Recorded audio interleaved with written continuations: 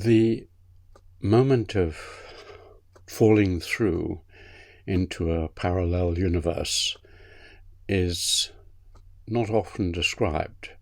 Many of the eureka moments, Poincaré, Einstein, scientists, philosophers and others, are just mentioned. At one moment you're seeing the world in one way, and then, as in the case of Darwin, you go over a bump, and when you land back on your seat, you see the world in a different way. Or you have a turbulent night in your bunk, as with Alfred Russel Wallace, and the next day you suddenly see how things are connected. So I've always been interested in that moment where the paradigm shifts in your mind and you go into something very different.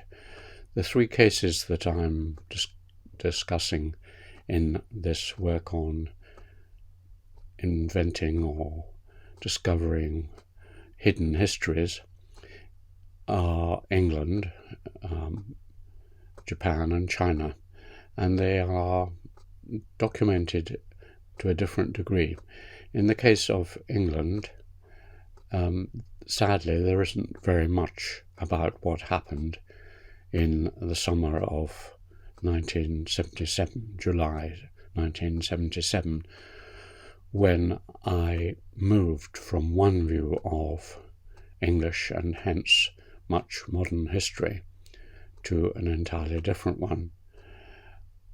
I didn't at that time, it was only at the beginning of the next year, started to keep a diary with Sarah, and I didn't have my thoughts book. So there are just one or two letters, and it would be a good idea just to look for the letter I wrote in that summer, I think, to my mother about my excitement and what I was finding, and you could recover some of it, possibly a little bit, from letters I was writing to people who kindly offered to read it: James Campbell, Keith Thomas, Richard Smith, and certainly the scribbles and typings and retypings show some of the creative process. But on the whole, all I remember is that I went to a conference at the Cambridge Group for History of Population and Social Structure, and it was agreed that the book should be turned into a set of essays on peasants and peasant societies, edited by Richard Smith. And the publisher, John Davy, commissioned us to write these essays. So on the 7th of July 1977, at the beginning of my first sabbatical, and that is probably a significant point, because when I'd joined the department in January 1975, I'd immediately been overwhelmed with teaching and administration, a huge amount of lecturing, undergraduate supervision, and becoming a faculty secretary and all the other administrative tasks. So I hardly had a moment, and I also organised 4 big conferences.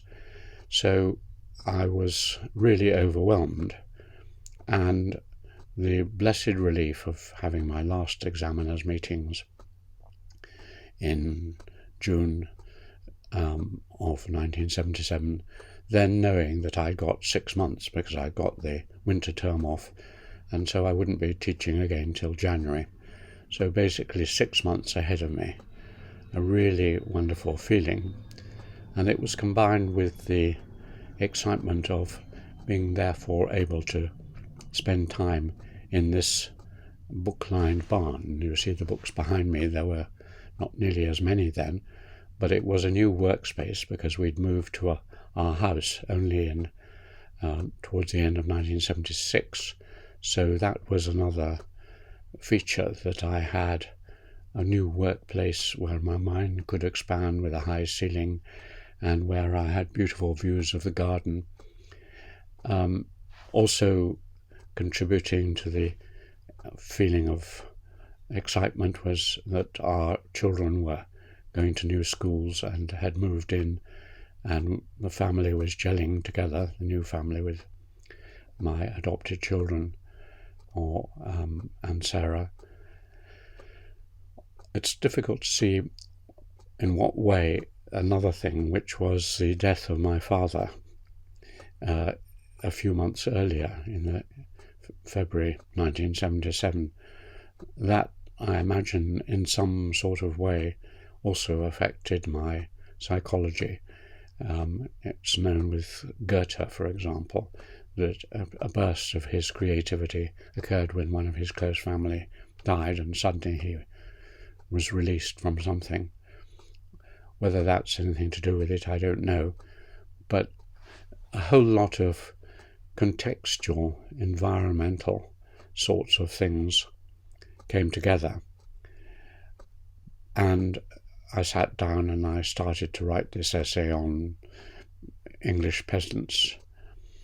And as I wrote, and as I read about peasantries elsewhere, and as I brought my own experience of working in a peasant society in Nepal together, everything shifted in my mind. And as I describe in the book, right at the beginning, the book wrote itself. It was the first time I'd experienced that kind of automatic writing where you don't have to exercise your mind directly very much. You just let the pen create what you want to say and write. And that went on July, August, September. And by the end of September, from memory, I'd created a first draft, which I then refined in the following months. I remember the animated discussions Sarah and I had walking round the fens, testing out the ideas, talking about them, and particularly she was helping me distill what we'd found from 3 or 4 years of working on the parish of Earl's Cone. And it was that use of primary documents from the later Middle Ages through, which showed that there had been no great transformation, no watershed, no fundamental shift from one social formation to another. And we discussed that together, and she gave me graphs and statistics on various aspects of that. So I can see the whole context and relive the immense excitement of it, but not in detail. In the third case, in the case of China, it's also not possible, for other reasons, to say anything very concrete about how I came to realize that China was not what I had assumed it would be, and had a much more deep continuity. I can see the background factors, and I've talked about them elsewhere, the fact that I came to China from Japan and therefore was alerted to the possibility that China was very different from the West.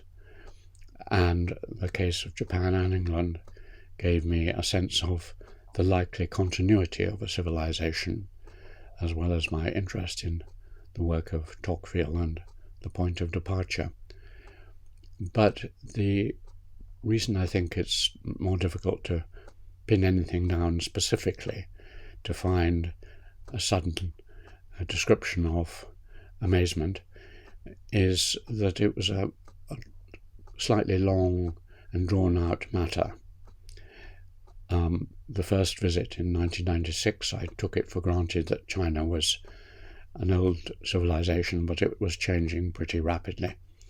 And the first 5 or 6 or 7 visits from 2002 only confirmed that. Each time China changed hugely. There were the cities, the communications, the education, everything was changing so rapidly that what you were impressed by was the pace of that change, the vast infrastructural developments, the vast technologies, the racing ahead of China and its westernization, the arrival of McDonald's and Western shops and Western forms of education and so on.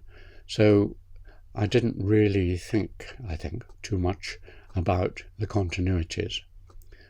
And it was really only when I went back after a little gap in 2011 to give some lectures, and from then on, that I began to see the continuities. I wrote a set of lectures on the continuities of England, which I gave in Tsinghua University in 2011 and turned into a book. That showed the English side of continuity. And as I discussed it with my Chinese friends and made further visits and thought more about to what extent China was the same as Japan or different from Japan, to what extent it had gone through the great axial transformations that Jaspers assumed it had gone through. Then I began to see more and more the continuity in the fact that China was not, like Japan, an extreme case, but it was certainly not like my own civilization in the West. I began to see that as I talked to my young friends, as they took me to festivals, as they introduced me to their ancestors, as they explained about the winds and the waters and their influence on life, as they explained how Tai Chi worked and yin and yang, and as I began to understand more about the peculiar form of Buddhism, the extreme that led to Zen Buddhism in Japan, more and more I began to see that there was something strange underneath the surface. The people themselves, if you talk to them, and this is one of the shocks I had recently, the people themselves had been told that they were modern, that the downfall of the empire in 1912 and then the complete razing to the ground of Chinese society and beliefs during the communist period had eradicated more or less the past. And that's what they thought. They knew very little otherwise. They were, as I've said elsewhere, in the odd position of, on the other hand, believing that their literature and their philosophy and Confucianism and poetry and art were very ancient, but society and most things were very modern, post-1949, and increasingly influenced by the West. So they couldn't and didn't explicitly say to me, Alan, we're still a very ancient pre-axial civilization. That just gradually dawned on me until I came to write a book on understanding the Chinese A to Z, and there it became clear that what was holding China together were ancient things, the very ancient language, the very ancient aesthetics, the ancient family system, the ancient imperial system, and all those things which had been covered over to a certain extent during the communist period were rushing back. The Chinese were beginning to appreciate their ancient arts and the strength of their society in a new way, which was very impressive and made it obvious that an ancient set of roots had not been destroyed, and out of it was emerging what had been characteristic of China in many of its features for several thousand years.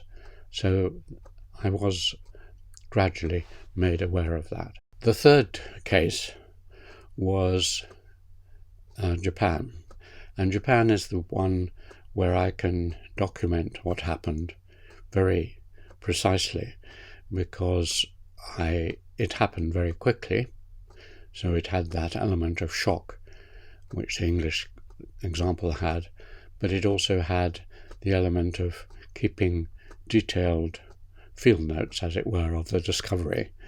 There were diary entries which told me day by day. There were emails back and forth saying, I suddenly see this, I suddenly see that. There were drafts where I wrote down my impressions as things developed. There was a thoughts book.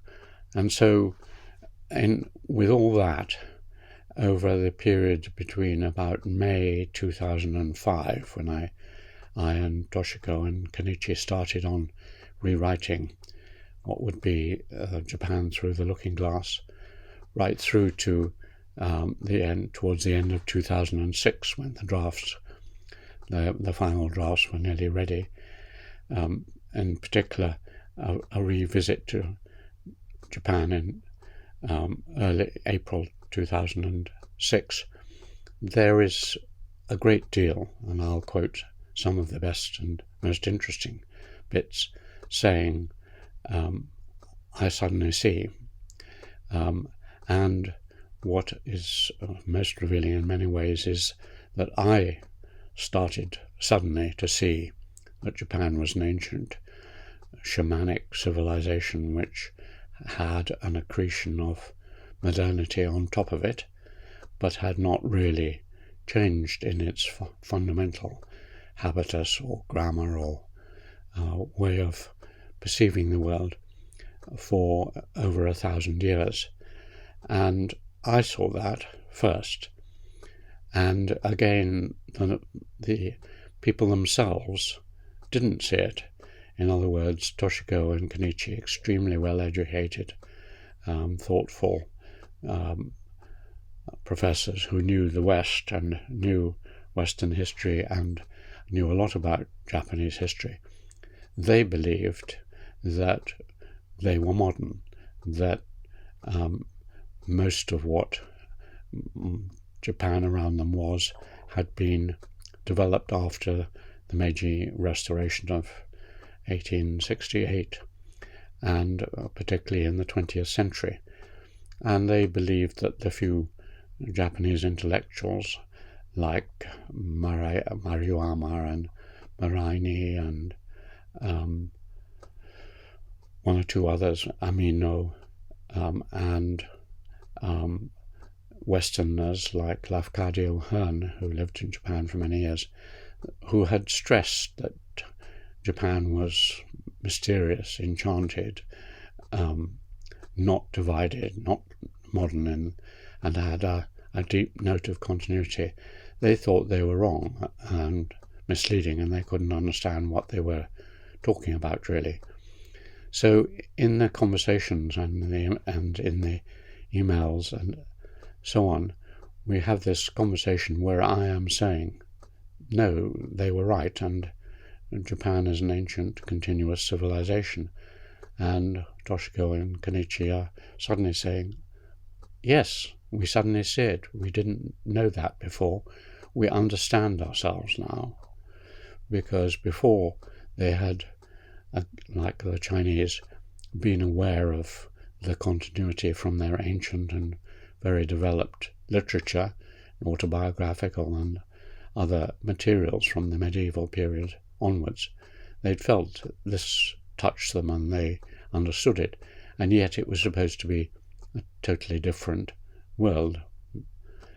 And so my insights put together their lives, which had been, in some ways, split asunder by modernization theory. So that documentation, which I'll give in a little more detail, is really very helpful. Perhaps it's worth talking about one other example of gradually seeing things differently, which was of a different kind, and that is the experience of Nepal. Now, I went to Nepal as a youngish man, 26 or so, and I'd already spent a couple of years training to be an anthropologist in a master's degree at London University. And there I'd read some of the classics of anthropology, Witchcraft Among the Azandi, and Nuer religion, and religion in various societies. And I'd also studied the area of witchcraft and magic a lot for my DPhil at Oxford. So I knew that there were, as it were, enchanted other worlds existing on the peripheries of modernity. I knew about them from Levi-Strauss in South America, from Malinowski in the Trobriands, and so on. So I'd read about them, and I was excited because they provided an alternative to the increasingly rational, sterile world in which I'd found myself in the West. But although I knew about them with my brain, I didn't know about them with my heart and soul. So when I and my wife arrived in a mountain village in the Himalayas, we weren't really prepared for what we found. At first, I think we concentrated a lot on the physical, external world, how to survive, cut off from medicine and electricity and Western food and all sorts of things, struggling physically high up in the mountain ridge. And for some months it was just a struggle, and also with the language, which we didn't speak a word of when we arrived. And when we did encounter alternatives, when we, for example, I remember we arrived more or less at Christmas, and a few days later we couldn't speak the language, but a young man who had made himself helpful beckoned to us and sort of made some odd gestures, looked like beating a drum or something, and summoned us. And he took us down to a little hamlet below the village, where we found ourselves suddenly in an extraordinary, chaotic setting. Hundreds of people, lots of intoxicating liquor and food, and some strange priests drumming and dancing and processing and doing something with some dead body. And we hadn't a clue of what was going on. We couldn't make head or tail of it.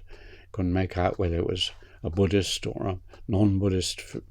There were some of the priests looked a bit Buddhist, but others didn't. And so it was just mumbo jumbo. And we came back puzzled and exhausted and slightly drunken.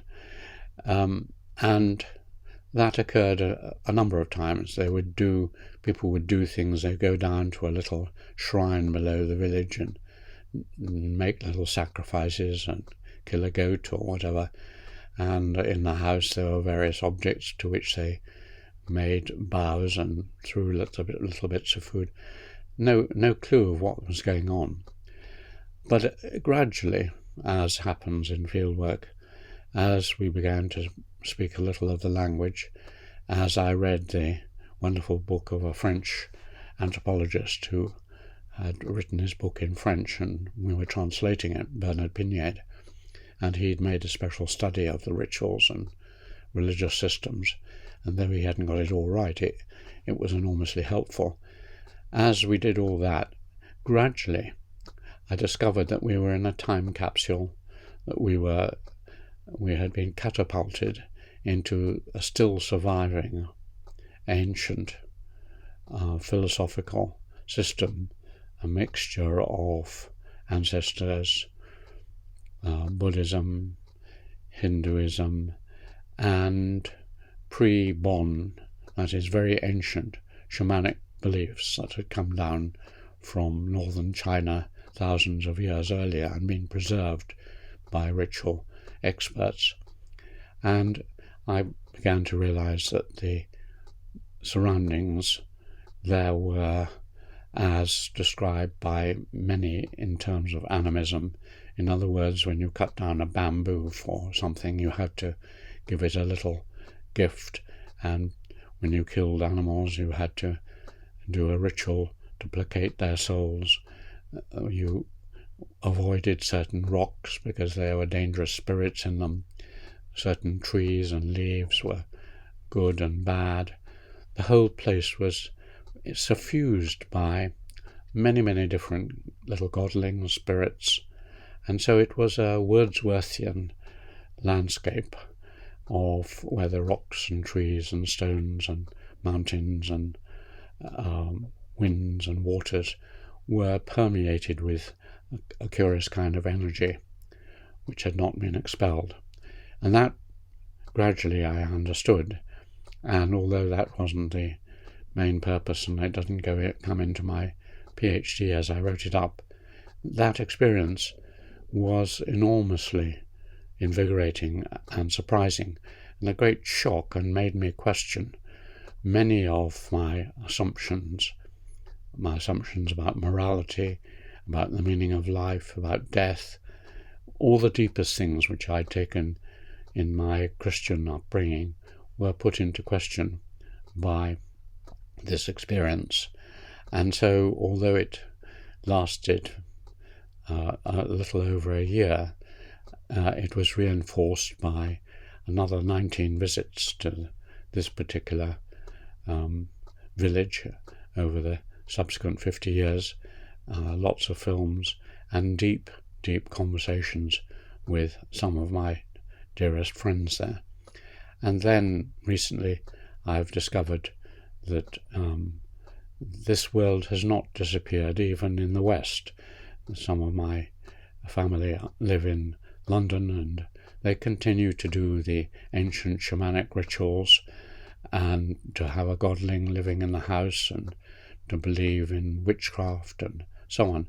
So even with all the trappings of Westernism, the ancient systems continue, and this provides an alternative again.